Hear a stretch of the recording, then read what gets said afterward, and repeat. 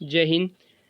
इस क्लास में हम देखने वाले हैं ईवीएस की टेस्ट सीरीज को, और इस ईवीएस में बहुत इंपॉर्टेंट सिलेक्टेड क्वेश्चनों को मैंने इस सेशन में शामिल किया है। तो बड़े ध्यान से, शिद्दत से इस क्लास को आप लास्ट तक अटेंड कीजिएगा।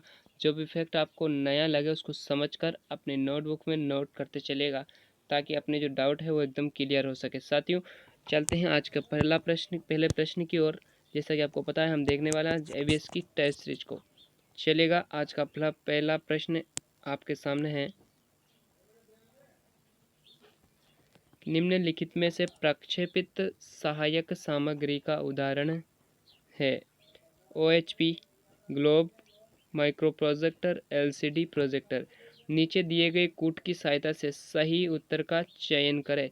पूछा जा रहा है प्रक्षेपित सहायक सामग्री का उदाहरण है, तो केवल एक दो तीन या उपरोक्त सभी सही है। तो देखिएगा साथियों, इस क्वेश्चन का राइट आंसर आपको क्या करना है। यहाँ पर मिस प्रिंट जरूर हुई है, क्योंकि देखिएगा यहाँ पर राइट आंसर होगा आपका पहला तीसरा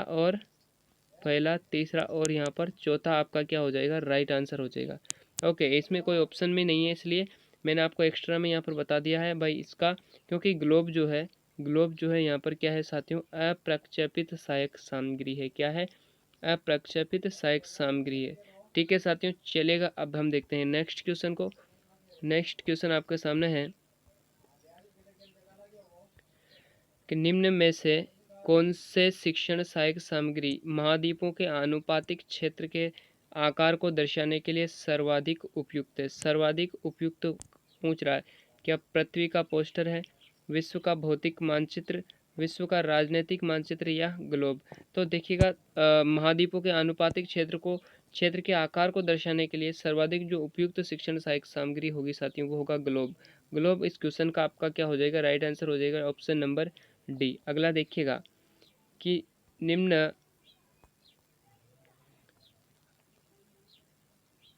निम्नलिखित में से अनुवर्ग शिक्षण का भाग है। अनुवर्ग शिक्षण का भाग है।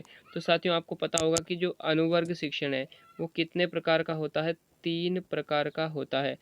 सामुदायिक अनुवर्ग, प्रायोगिक अनुवर्ग और पर्यवेक्षिक अनुवर्ग। ऑप्शन नंबर डी जो है इस क्वेश्चन का क्या हो जाएगा, राइट आंसर हो जाएगा। अब आप पूछते हो कि तीनों ही ये क्या है यहाँ पर राइट आंसर। अब आप यहाँ पर एक डाउट है कि अनुवर्ग जो है वो अनुवर्ग किसे कहते हैं। तो साथियों, मैं आपको बता दूं, क्वेश्चन नंबर 3 में जो है अनुवर्ग की अगर हम बात करें तो छात्रों को छोटे छोटे भागों में बांटकर उनको शिक्षण करवाना ही क्या होता है, अनुवर्ग शिक्षण होता है। राइट आंसर इस क्वेश्चन का हो जाएगा डी ऑप्शन। नेक्स्ट देखिएगा, नेक्स्ट क्वेश्चन आपके सामने है कि सामाजिक समानता पढ़ाते हुए शिक्षण का सबसे उपयुक्त उपागम निम्न में से क्या होना चाहिए। ओके, निम्न में से क्या होना चाहिए। ऑप्शन पहला है सामाजिक समानता से जुड़ी पाठ्य सामग्रियों की समीक्षा के लिए विद्यार्थियों को परियोजना कार्य देना। अस्पृश्यता के व्यवहार की विस्तार से व्याख्या करना। भाई, अस्पृश्यता के व्यवहार से उनको समझाना। समुदायों में अनुभव के ऐसे दृष्टांत देना जो बच्चे के सामाजिक और सांस्कृतिक परिवेश बनाते हैं। भाई, ये ऑप्शन कह रहा है कि भाई बच्चे के आसपास का जो परिवेश है, जो सामाजिक उसका वातावरण है, उसके वास्तविक अनुभवों के जो उदाहरण है उसको देना, या अस्पृश्यता संकल्पना की व्याख्या करना जैसा कि पाठ्यपुस्तक में वर्णन किया गया है, या जैसा का जैसा ही उसको समझाना भाई जिसे पाठ्यपुस्तक में दिया गया है। तो साथियों, इस क्वेश्चन का एकदम बेस्ट जो आंसर होगा वो होगा समुदाय में अनुभव के ऐसे दृष्टांत देना जो बच्चे के सामाजिक और सांस्कृतिक परिवेश बनाते हैं, यानी कि जो कि बच्चा उस परिवेश में रह रहा है उसी के उदाहरण प्रस्तुत करना। ओके, इस क्वेश्चन का राइट आंसर आपको करना है option number C. Next question देखिएगा, निम्नलिखित में से किस यंत्र के माध्यम से वायु दाब को मापा जाता है। क्वेश्चन नंबर 5 आपको देखना है। तो क्या हाइड्रोमीटर है, एनीमोमीटर है, सिस्मोग्राफ है, या बैरोमीटर है? तो इस क्वेश्चन का राइट आंसर क्या, वायु दाब को मापा जाता है बैरोमीटर के माध्यम से। किस क्वेश्चन का राइट आंसर आपको करना है ऑप्शन नंबर डी। सिस्मोग्राफ जो है ये क्या करता है, भूकंप की तीव्रता मापता है, तीव्रता मापने के काम आता है। एनोमोमीटर जो है वायु की तीव्रता, और बात हम करें हाइड्रोमीटर की तो ये वायुमंडल की आर्द्रता को मापा जाता है। किसके माध्यम से,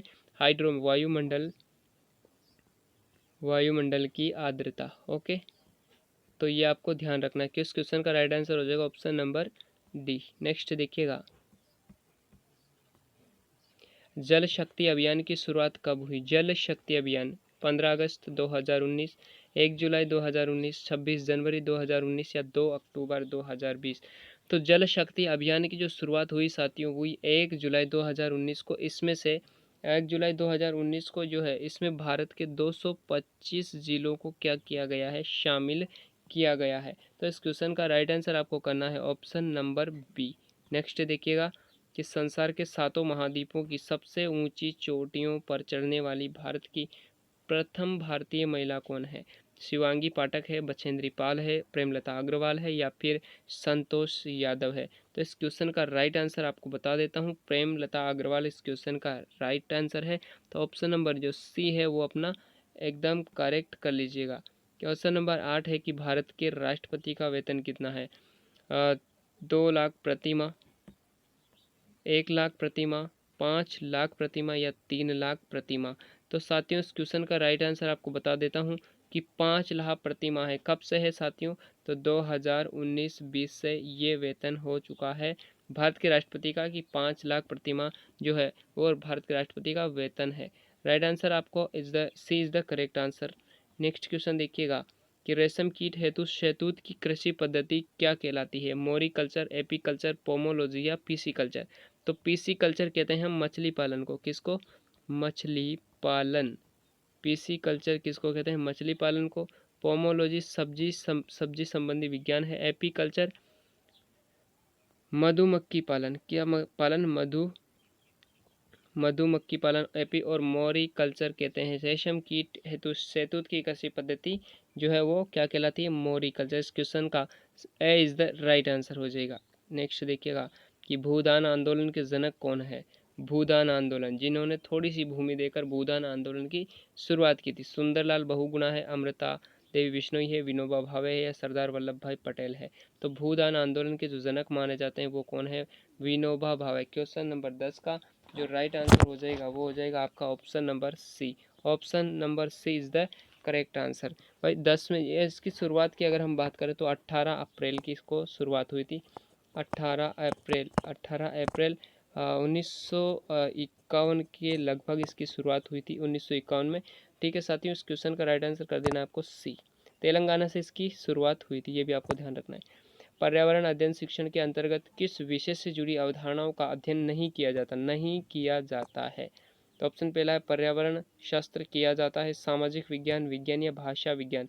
तो इसके अंतर्गत भाषा विज्ञान का अध्ययन नहीं किया जाता। D is the correct answer कर लेना है। नेक्स्ट देखिएगा कि निम्नलिखित में से कौन सी एक शिक्षण विधि बाल केंद्रित है? एक शिक्षण विधि क्या है? बाल केंद्रित है। निगमन नहीं है, खेल विधि, व्याख्यान विधि या सूत्र विधि? तो देखिएगा खेल विधि जो है क्या है? बाल केंद्रित विधि। इसलिए इस क्वेश्चन का आपको राइट आंसर करना है ऑप्शन नंबर बी। नेक्स्ट देखिएगा, नेक्स्ट है कि नवीन, हम बात करते हैं यहाँ पर कि कोई नवीन कार्य को देने से पूर्व एक शिक्षक या शिक्षिका को अपने विद्यार्थियों को अवश्य बताना चाहिए कि भाई अगर आप कोई पाठ पढ़ाना चाहो, एक शिक्षक के नाते आप कोई नया पाठ बच्चों को पढ़ाने जा रहे हो तो आप उनको क्या बताना इम्पोर्टेंट समझते हो कि अंतिम परिणाम में इस कार्य के प्रदर्शन को महत्व दिया जाएगा? भाई हम जो पढ़ रहे हैं वो अंतिम यानी कि वार्षिक परीक्षा में इस कार्य को बहुत महत्व दिया जाएगा, ये बता देना चाहिए। इस कार्य को करने के लिए आवश्यक पूर्व अनुभव के बारे में जो विद्यार्थियों में अवश्य होना चाहिए। इस कार्य को करने से प्राप्त अधिगम शिक्षिका या शिक्षक की विद्यार्थियों से क्या अपेक्षाएं हैं, या आगामी आकलन इस कार्य पर आधारित होगा? भाई अगला जो टेस्ट लिया जाएगा वो इसी पाठ पर आधारित लिया जाएगा, ये बता देना चाहिए।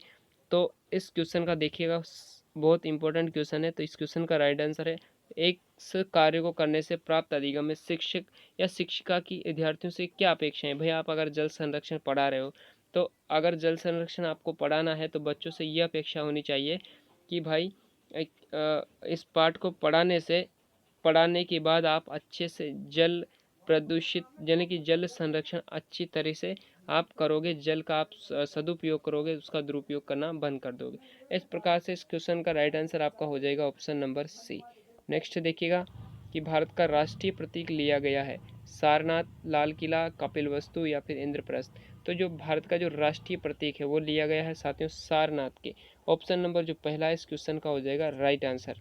एक देखिएगा इस क्वेश्चन मतलब सेशन का लास्ट क्वेश्चन है, निम्नलिखित में से जयपुर राज्य के उस कारखाने का क्या नाम है जहां कलाकार चित्र और लघु चित्र बनाते थे? सूरत खाना, सूरज खाना, दौलत खाना या शस्त्रागार। तो इस क्वेश्चन का राइट आंसर हो जाएगा सूरत खाना। ऑप्शन नंबर जो ए है साथियों और राइट आंसर हो जाएगा। तो साथियों ये थी आज की क्लास, उम्मीद करता हूँ ये क्लास आपको पसंद आई होगी। मिलते हैं साथियों नेक्स्ट सेशन में, आज के लिए इतना ही, धन्यवाद।